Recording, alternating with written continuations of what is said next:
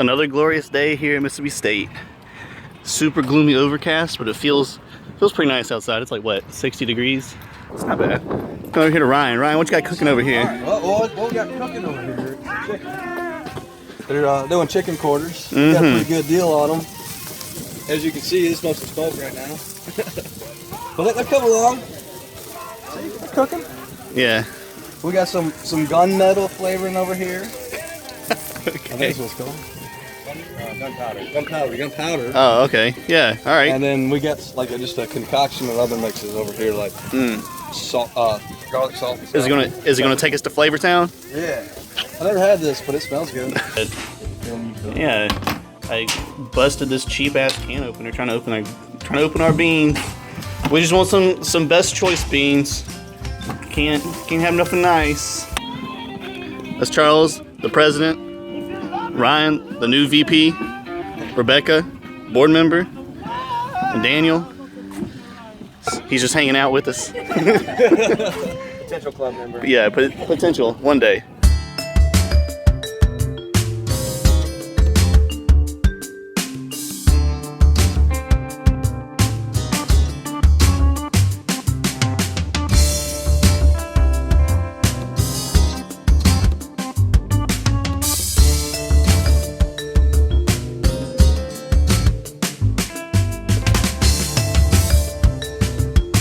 Probably about 12 o'clock at night, this full-bird colonel shows up on the A day, tells me he needs to get from 5 Marshall where we were at. And I forgot where he was going. He might have been going to Lashkar Gah or something like that.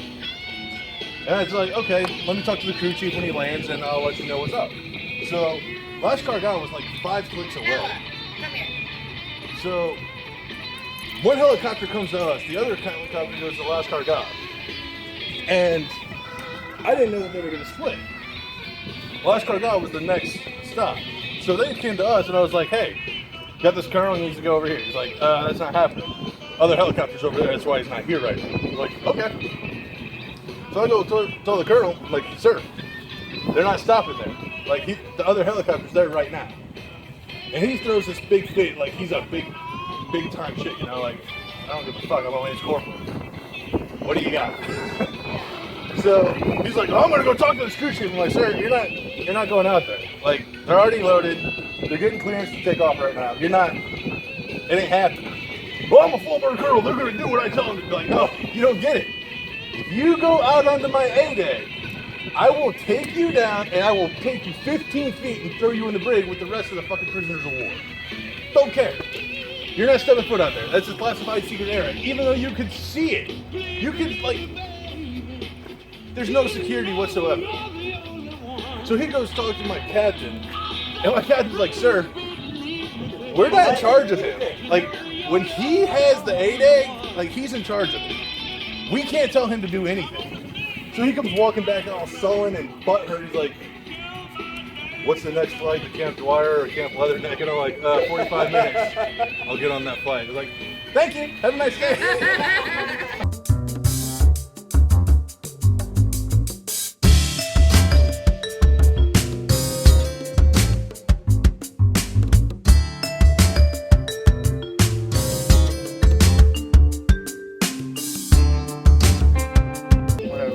What's the weather supposed to be like for the rest of the week? The rest of the week? Yeah, for the rest of the week. It'll be pretty good. Give us a good forecast right here. Alright, got some clouds pushing through. Yeah. Alright, tomorrow it's going to be a little bit more clear. Alright, it's going to heat up. We're going to get a low in the lower 80s and then high in the lower 80s, low in the upper 60s. Lance, you got any good stories? What kind of story would you like? Yeah, I want stories that have blood and guts in them. You're a Marine, right? Yes. I fought the Battle of Ramadi and the Second Battle of Ramadi over a decade ago. Would you like to hear the story of Valley of a Pearl Harbor? Sure. Well, I was combat replacement coming to my unit, and it was officially 6 days after I joined my unit, the bad guys decided to blow me up. Because I was standing on post, we thought we heard a 3-round burst off in the distance. Once you get a back azimuth for it, got it as soon as we hit the button on the radio to call it in, we blew up. So it was lots of fun. Hey Mike, was the chicken any good? It was delicious. It was? fantastic. Yeah, he cooked it. That guy right there. Yeah, I know. Yep, you need to put a story on this If I video. get sick, I know who I'm going after. Yeah. Most interesting story you've got. Nope, your story. Tell us a story. Not of that You don't want to tell us a story? A Navy story. Navy story. I can't tell you those stories. What? Why not? I can't tell you those stories. Oh. I do have a piece of paper that says I promise I won't overthrow the Singaporean government from the Singaporean government. Well, that's an interesting fact. Yeah, that'll work. Charles, what happened? We got a little aggressive in spike ball. Yeah, y'all were playing pretty aggressively out here. Duct tape can fix anything though. Yeah, that's true. That's that OG olive drab duct tape, right? Yeah. Military grade, mil spec. Yeah. We'll see how that holds up. Yeah.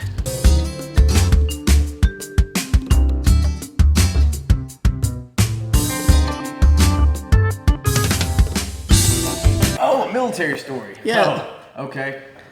Basic training, final FTX, final graduation requirement. We were on our 12-mile ruck march at night. It was about 1 o'clock in the morning, and I asked my drill instructor if I could go step out of formation to pee, and he said no.